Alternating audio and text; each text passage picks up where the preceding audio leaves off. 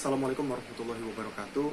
Saya Ahmad Zaki Gifari dengan NIM 43120110240. Pada kesempatan kali ini saya akan mempresentasikan tentang capaian pembelajaran mata kuliah Value Based Marketing. Yang mana pada capaian pembelajaran mata kuliah Value Based Marketing ini akan terbagi menjadi 5 bagian. Yang pertama adalah konsep di dalam sudut pandang marketing, kemudian kemampuan bersaing perusahaan, marketing capabilities sebuah perusahaan, elemen superior service, dan value in use.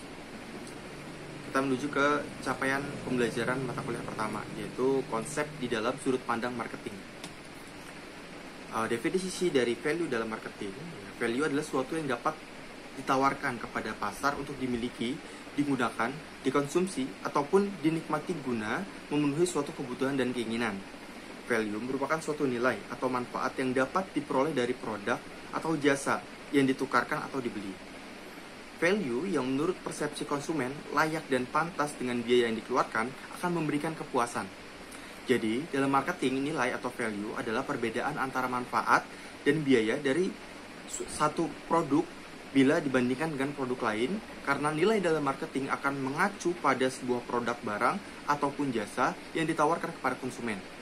Nilai ini tidak sama dengan harga, walaupun produk yang memiliki nilai yang tinggi biasanya akan lebih mahal. Pemasar akan berusaha untuk mengkomunikasikan nilai ini kepada konsumen dan meyakinkan konsumen bahwa nilai produk mereka lebih baik daripada produk kompetitor. Kemudian apa pentingnya value? Value sangat penting dalam marketing karena value berguna dalam keperluan pemasaran dan iklan untuk menjelaskan mengapa konsumen harus membeli produk. Ketika suatu bisnis yang baru diluncurkan dan sedang membangun brand, mengetahui value yang ditawarkan sangat penting untuk membuat rencana bisnis dan mengumpulkan dana. Penting bagi bisnis yang sedang berkembang untuk memahami bagaimana perubahan value terkait dengan target pasar. Value membantu tim pemasar untuk merespon kebutuhan konsumen dengan cepat untuk memaksimalkan value dan keuntungan produk. Karenanya, dengan adanya value akan sangat membantu pengusaha dalam mengembangkan strategi pemasaran untuk produk yang ada ke depannya. Value juga sangat penting bagi pengusaha untuk membantu bersaing di pasar. Kemudian untuk capaian pembelajaran yang kedua terkait kemampuan bersaing perusahaan.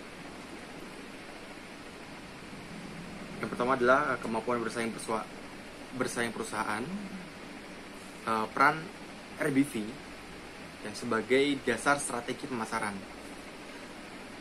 Result Bear View atau kemampuan bersaing perusahaan disingkat dengan RBV adalah strategi usaha yang ditinjau dari sumber daya dan kapabilitas usaha untuk meningkatkan keunggulan bersaing yang berkelanjutan. Dapat disimpulkan bahwa strategi Result Based View atau RBV merupakan proses peningkatan keunggulan bersaing dengan mengoptimalkan sumber daya dan kapabilitas usaha. Keunggulan tersebut dapat berupa profitabilitas perusahaan yang baik serta kinerja lingkungan perusahaan yang baik. Beberapa keunggulan yang dimiliki perusahaan tersebut dapat membantu perusahaan dalam bersaing dengan perusahaan lain. Adanya keunggulan-keunggulan yang dimiliki perusahaan serta keberhasilan dalam bersaing dengan perusahaan lain akan meningkatkan nilai perusahaan.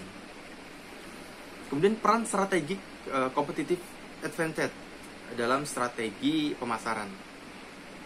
Keunggulan bersaing atau competitive advantage adalah kemampuan yang diperoleh melalui karakteristik dan sumber daya suatu perusahaan untuk memiliki kinerja yang lebih tinggi dibandingkan perusahaan lain pada industri atau pasar yang sama. Competitive advantage sangat penting bagi bisnis perusahaan karena dengan memiliki keunggulan yang kompetitif baik terhadap pesaing maupun industri, perusahaan dapat meningkatkan sistem penjualan, pertahanan konsumen, mempertahankan konsumen setia, termasuk menciptakan inovasi-inovasi baru dan menghasilkan pendapatan yang lebih besar. Dalam hal ini, peran competitive advantage memiliki peran dalam marketing dengan membantu menunjukkan bahwa produk suatu perusahaan tersebut memiliki kelebihan dari analisis competitive advantage. Hal ini sangat membantu perusahaan dalam meningkatkan performa dalam bersaing dengan perusahaan lain. Selanjutnya, adalah capaian pembelajaran mengenai marketing capabilities dan dari sebuah perusahaan. Yang pertama adalah mengenai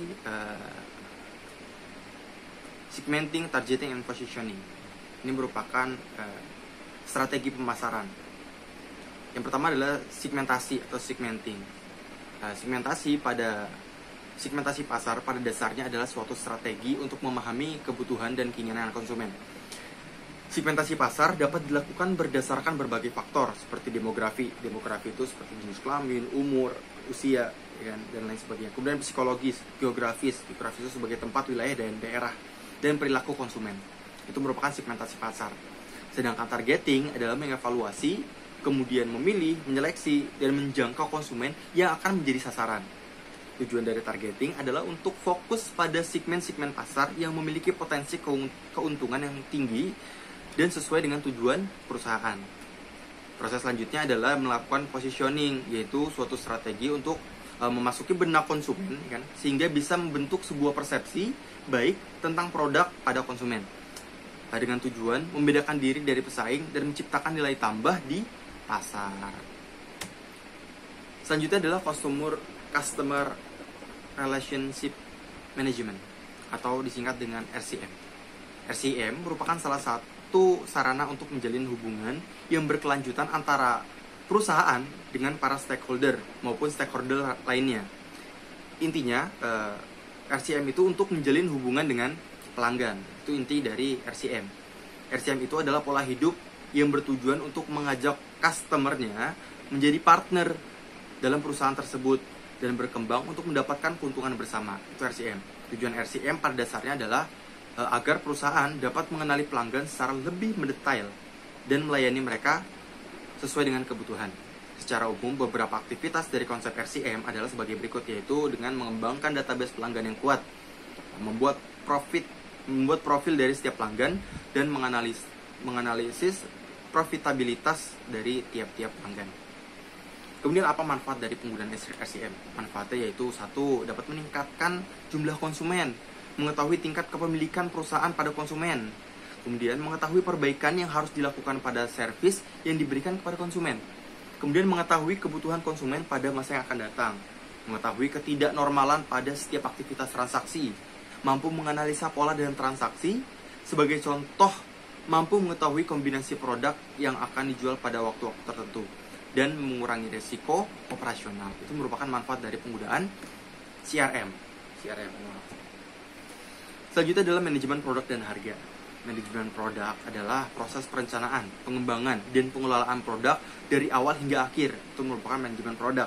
Yang tujuannya dari manajemen produk adalah untuk memastikan produk yang sukses dan memenuhi kebutuhan pelanggan serta mencapai tujuan bisnis perusahaan. Proses manajemen produk melibatkan beberapa tahapan, yaitu seperti penelitian dan analisis pasar, perencanaan produk, pengembangan produk, peluncuran produk, hingga pengelolaan siklus produk. Manajemen produk bertanggung jawab untuk memantau kinerja produk, melakukan perbaikan atau pembaruan, dan mengelola portofolio produk perusahaan. Sementara harga merupakan salah satu elemen penting dalam manajemen produk. Penentuan harga yang tepat dapat mempengaruhi daya tarik produk dan keuntungan perusahaan.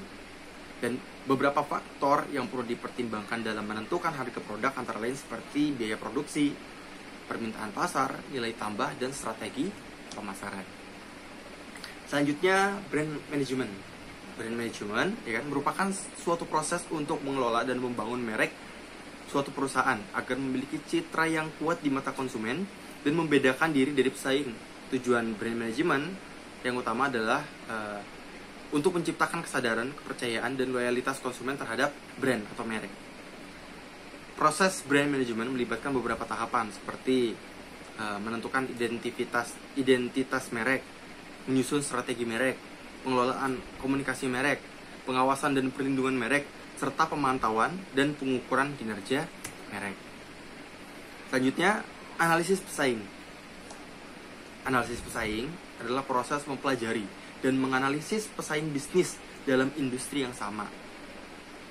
Tujuan dari analisis pesaing adalah untuk memahami kekuatan dan kelemahan pesaing, serta memperoleh wawasan tentang strategi mereka Dengan melakukan analisis pesaing yang komprehensif, kita dapat mengidentifikasi peluang dan ancaman dalam pasar yang dapat mempengaruhi keberhasilan bisnis.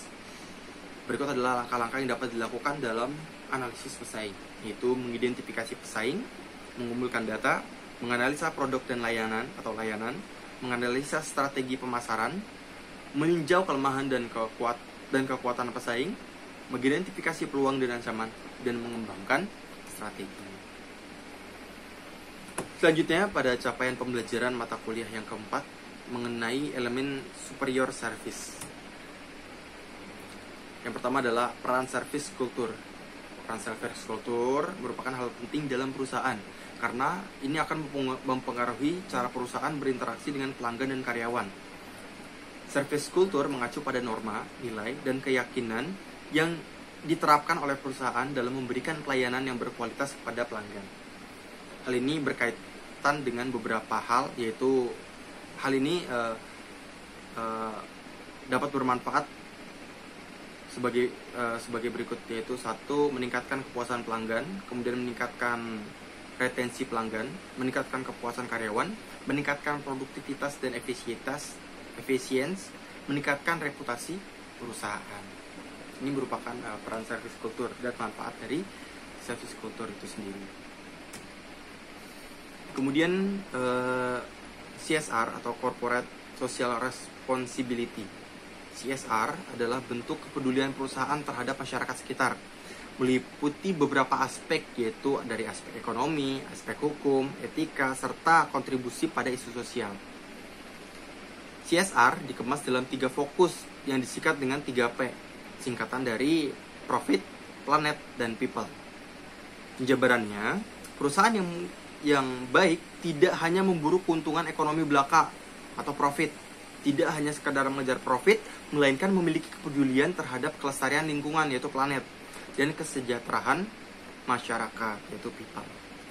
Tanggung jawab sosial perusahaan atau disebut dengan Corporate Social Responsibility yang disingkat dengan CSR adalah sebuah konsep atau strategi yang menekankan komitmen perusahaan untuk bertindak etis dan memiliki tanggung jawab pada kesadaran dan kekhawatiran publik terhadap dampak perencanaan dan pelaksanaan operasional perusahaan tersebut pada lingkungan dan masyarakat.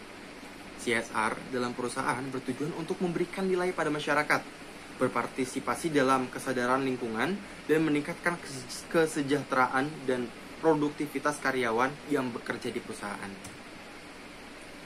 Kemudian sustainability dalam marketing. Sustainability atau berkelanjutan merupakan prinsip ketiga dari CSR, yaitu penekanan pada strategi bisnis untuk selalu mengembangkan produk dan keseluruhan perusahaan untuk mengurangi dampak negatif kepada lingkungan, masyarakat dan ekonomi, karena keputusan dan kegiatan operasional perusahaan. Sustainability atau keberlanjutan bertujuan untuk membuat sebuah perusahaan berusaha untuk meningkatkan performa dan keuntungan dari bisnisnya sekaligus mengurangi dampak-dampak yang tidak diinginkan akibat aktivitas perusahaan. Sustainability atau keberlanjutan merupakan prinsip CSR yang paling penting karena keberlanjutan akan berpengaruh pada pengembangan tersebut, baik pengembangan perusahaan maupun pengembangan produk atau jasa perusahaan. Perusahaan harus memastikan bahwa kebutuhan saat ini dapat dicapai tanpa membahayakan atau mengganggu persediaan yang tersedia di masa depan. Capaian pembelajaran terakhir yaitu mengenai value in use. Yang pertama adalah konsep value in use itu sendiri atau kita sebut dengan utility. Nilai atau value dalam konsep yang sangat populer dalam berbagai bidang ilmu. Dalam bidang ekonomi, nilai dikenal dengan utilitas atau utility, yakni kegunaan produk bagi konsumen. Dalam pemasaran, konsep nilai juga digunakan dan bahkan dianggap sebagai alasan konsumen membeli produk, yaitu reasons to buy. Perhatian terhadap nilai akhir-akhir ini semakin besar dalam pemasaran. Nilai dianggap menjadi sumber utama keunggulan bersaing saat ini, bahkan menjadi kunci sukses perusahaan untuk bertahan dalam jangka panjang. Ini menurut Khalifah, Kotler, dan Killer. Konsep Value in use atau utility mengacu pada pandangan bahwa nilai produk atau layanan sebenarnya terjadi saat digunakan oleh konsumen. Ini berarti bahwa nilai suatu produk atau layanan tidak hanya terletak pada atribut fisik atau fitur yang dimiliki, tetapi juga dalam manfaat yang diberikan kepada konsumen saat digunakan. Value in use menekan bahwa nilai yang diterima oleh konsumen tergantung pada pengalaman mereka saat menggunakan produk atau layanan tersebut. Ini berarti bahwa konsumen akan mengukur nilai berdasarkan sejauh mana produk atau layanan memenuhi kebutuhan, memperbaiki kualitas hidup, atau memberikan manfaat yang diharapkan. Terakhir, evaluasi strategi pemasaran. Evaluasi strategi pemasaran adalah proses untuk mengevaluasi efektivitas dari strategi pemasaran yang telah dilakukan oleh suatu perusahaan atau organisasi. Evaluasi ini dilakukan untuk menentukan apakah strategi pemasaran yang dilakukan telah mencapai tujuan yang telah ditetapkan dan memberikan hasil yang diharapkan. Itu merupakan evaluasi strategi pemasaran. Dan adapun langkah yang biasa dilakukan dalam mengevaluasi strategi pemasaran antara lain yaitu 1. Menentukan tujuan evaluasi, mengumpulkan data, menganalisis data, mengukur hasil, mengevaluasi efektivitas, mengambil tindakan perbaikan, dan melakukan evaluasi secara berkelanjutan atau terus-menerus. Dengan melakukan evaluasi strategi pemasaran secara berkala, perusahaan dapat memastikan bahwa investasi yang dilakukan dalam pemasaran memberikan hasil yang diharapkan dan membantu mencapai tujuan bisnis yang telah ditetapkan. Itu dia presentasi saya terhadap capaian pembelajaran mata kuliah Value Based Marketing pada kesempatan kali ini. Atas kesempatan yang diberikan, saya ucapkan terima kasih. Sekian apa yang dapat saya sampaikan pada presentasi kali ini. Saya Ahmad Zaki Jafari. Saya akhiri. Wassalamualaikum warahmatullahi wabarakatuh.